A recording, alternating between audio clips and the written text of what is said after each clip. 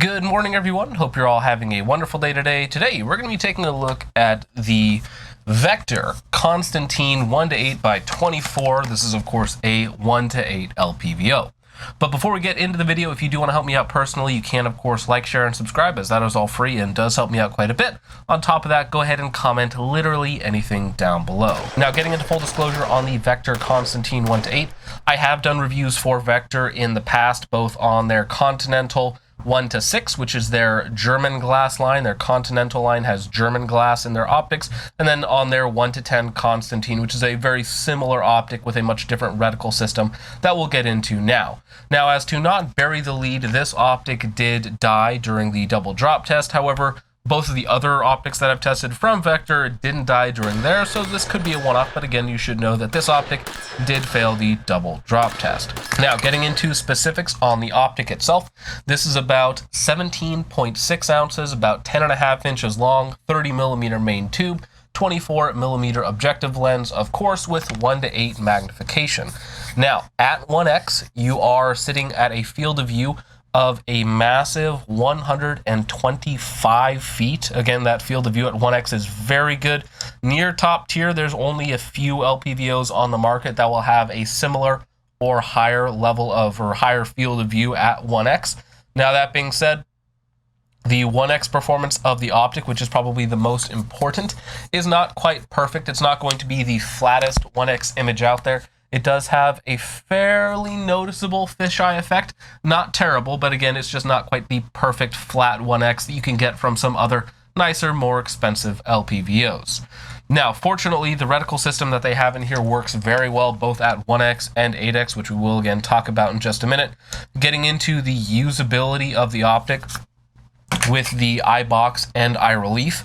Fortunately, the eye relief is very good, especially at 1x. You have a very forgiving, anywhere from like about 2 inches all the way out to about 5 or 6 inches. You have a very good sight picture, and the eye box, which is of course your left, right, up, and down, is also fairly forgiving.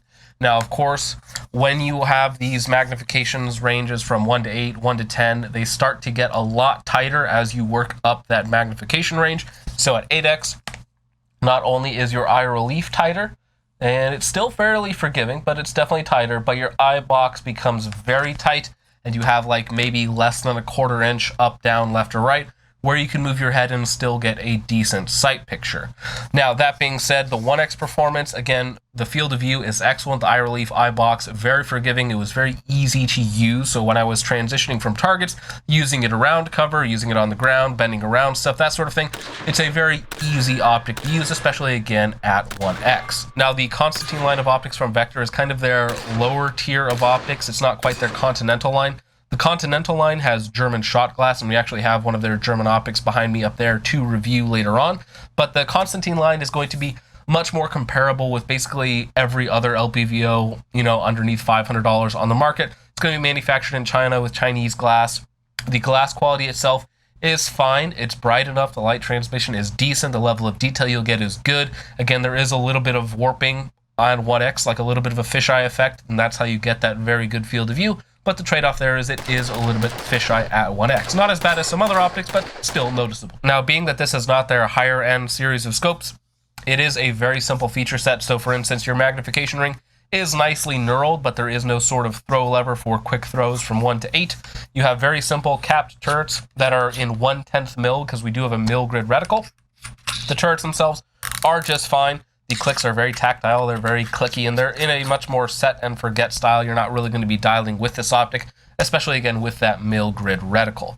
Now, we do also have illumination from 0 to 11, and on a full fresh battery, it is daylight visible, not really what I would consider to be daylight bright, but it is definitely usable. So if you like that sort of thing and you like to have it on, again, at 11, it is definitely usable during the day, though it's not going to show up quite like a red dot like you're going to get on like the Vortex Viper PST Gen 2. Now, externally, there's not much more going on. It is a very simply designed LPVO. Now, the nice thing about it is it is very lightweight, coming in at under 18 ounces for a 1 to 8x LPVO with a very good field of view throughout the entire magnification range. So even when you're cranked up to 4 to 8x, you still see quite a bit through the optic, again, because you do have that very good field of view.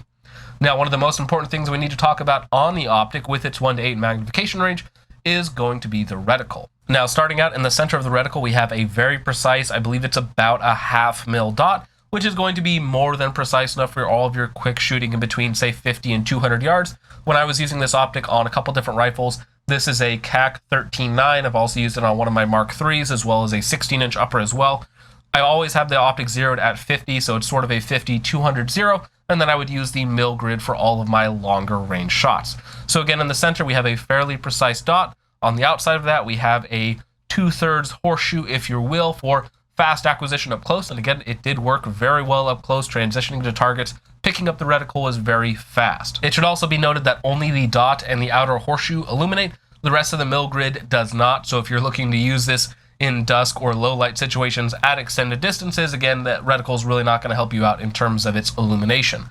Now, getting into the mil grid itself, starting off with the 2 mil holds, we have a 1 mil drop and a 1/2 mil increment on the windage. So meaning that you have 1 mil all the way down to 10 mils, and then 1/2 mils all the way out for your windage. Now, windage, especially with 5.56, is almost more important than drop.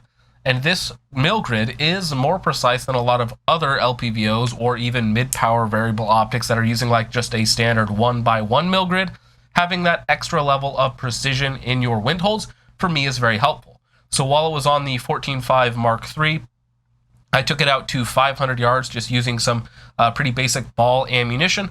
And with that, having the extra wind holds in your mil grid was very helpful for having a definite finite point of aim that you can use to reference rather than trying to bracket a smaller target in between a couple mil dots. Again, having that extra level of precision, especially in your wind holds, is very important. So as far as the reticle goes, while there really aren't any sort of special auto ranging features that you're going to find in like an ACSS reticle, overall, a mil grid reticle is very usable. It's very translatory to different barrel lengths, different calibers, or what have you. So if you are comfortable working within a mil grid, this reticle doesn't. And that was one of the reasons why I was interested in trying out this optic, because there really aren't a lot of optics in this price range or magnification range that have a true mil grid reticle, especially a mil grid with this level of precision.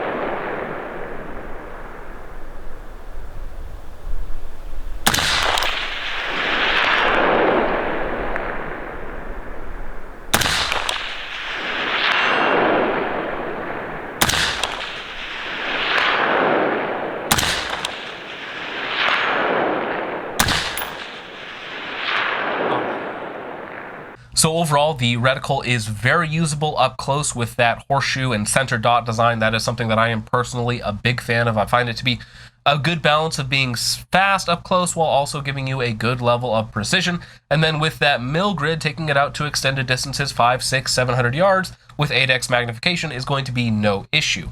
Combine that with a very wide field of view, meaning that you see a lot more, especially at those extended or higher magnification levels, combined with the fact that it's fairly inexpensive, around $399 or so, and the fact that it's under 18 ounces, meaning it's a very lightweight package that unfortunately died during the drop test. Now, to get into the mount real fast, this is actually a worn super high 193 mount. This is an excellent mount that I've been using for like years now at this point, and I still owe them a video on their mounts because they sent me a couple out that I've been using, but I haven't talked about them yet.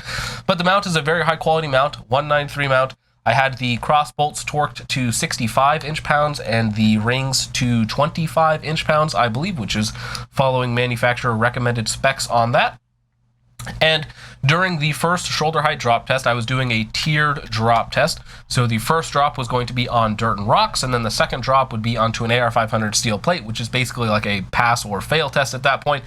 And during the first drop test, the point of impact shifted off paper up and to the right about 2 feet at 50 yards, meaning that the optic, if it experiences any sort of sharp impact, its ability to retain 0, again, this is a very high quality mount, its ability to retain 0 is somewhat in question. Now, this is the third vector optic that I have tested.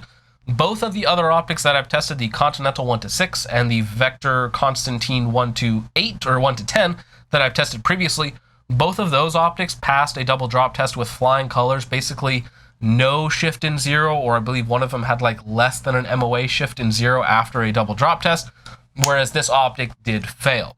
This could be a one-off thing. I have had other optics fail in the first test, and then I get another one out and I have to retest it. Kind of like with the Primary Arms optics. Primary Arms did send me out another 3x prism to test to replace the one that I broke, so I will at some point be doing a redux on that one. But after that initial drop, I actually went ahead and re-zeroed the unit and did another drop test, this time onto the steel AR500 steel target, and it actually crushed the top turret into the body of the optic. So this optic is no longer usable at this point. It has no ability to be re-zeroed because the top turret is completely destroyed. So this optic did die during the drop test.